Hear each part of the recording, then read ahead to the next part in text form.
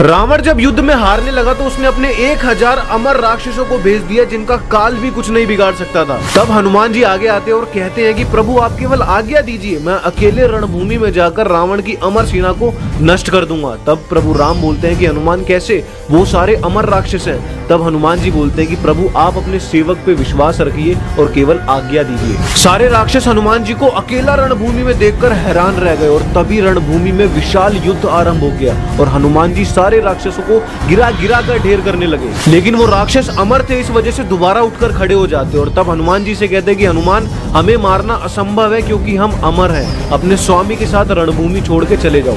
तब हनुमान जी कहते कि मैं जाऊंगा तो जरूर, लेकिन अपनी मर्जी से, लेकिन अगर तुम्हारे में हिम्मत है तो सारे मिलकर एक साथ हमला करो। और जैसे ही सारे राक्षसों ने एक साथ मिलकर हनुमान जी पे हमला किया, हनुमान जी ने अपनी पूंछ में सारे राक्षसों को लपेटकर पृथ्वी से दूर आकाश में फेंक दिया। और रोंगटे तो आपके ये हनुमान जी के पूंछ के बारे में दो ऐसे सवाल जिसका उत्तर 90% लोग नहीं दे पाते हैं। नंबर 1, लंका दहन के समय हनुमान जी ने अपनी पूंछ से पूरी लंका को जला दिया था, लेकिन अंत में उनकी पूंछ नहीं जली थी। तो ऐसा क्यों? जो आग लंका को जला सकती है, क्या उसमें हनुमान जी की पूंछ को जलाने की शक्ति नहीं थी, या इसके पीछे कुछ और ही कारण है? नंबर 2, हनुमान जी के बहुत सारे तस्वीरों में आपको हनुमान जी की पूंछ में छोटी सी घंटी बंधी हुई दिखाई देगी। उस घंटी का अर्थ क्या होता है? हनुमान जी के पूंछ में बंधी उस घंटी का रहस्य अगर आपको पता है तो हमें कमेंट सेक्शन में लिखकर जरूर बताइएगा।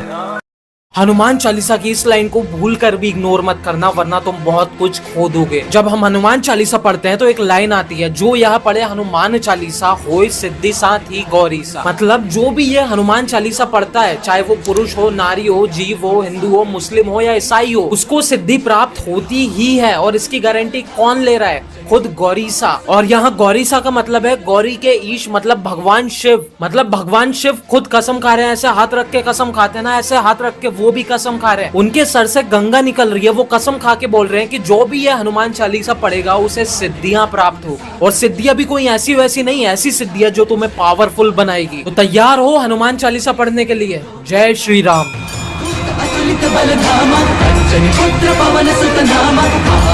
हनुमान जी का जन्म दिव्य कुंडलों के साथ हुआ था। जैसा कि सब जानते हैं, कर्ण के पास जन्म से ही दिव्य कवच और कुंडल थे, लेकिन बहुत कम लोग जानते हैं कि त्रेता युग में हनुमान जी के पास भी जन्म से ही दिव्य कुंडल थे। बाली को भविष्यवाणी से पता चला कि अंजनी माता के गर्भ में पल रहा बच्चा अत्यंत शक्तिशाली और तेजस्वी होगा, जो बाली से 100 गुना ज्यादा शक्तिशाली होगा और उसके विनाश का कारण बनेगा। इस बात से घबराकर बाली ने अंजनी माता को एक मायावी जहर पिलाने की योजना बनाई, जिससे गर्भस्थ शिशु का नाश हो जाता था। यह जहर 5 धातुओं को पिघलाकर बनाया गया था। बाली ने अंजनी माता को यह जहर पिलाया, लेकिन अंजनी माता और उनके गर्भस्थ शिशु पर इसका कोई असर नहीं हुआ। बाली ने कई बार प्रयास किया, पर हर बार नाकाम रहा। अंत में उसने अत्यधिक मात्रा में जहर पिलाया, जिससे सैकड़ों अजन्मे बच्चे मारे जा सकते थे। फिर भी हनुमान जी पर इसका कोई असर नहीं हुआ। जब हनुमान जी का जन्म हुआ तो उनके कानों में वही 5 धातुओं के कुंडल थे जो बाली ने जहर में डाले थे। इसलिए हनुमान चालीसा में लिखा गया है, कानन कुंडल कुंचित केशा। दोस्तों, कमेंट में जय श्री हनुमान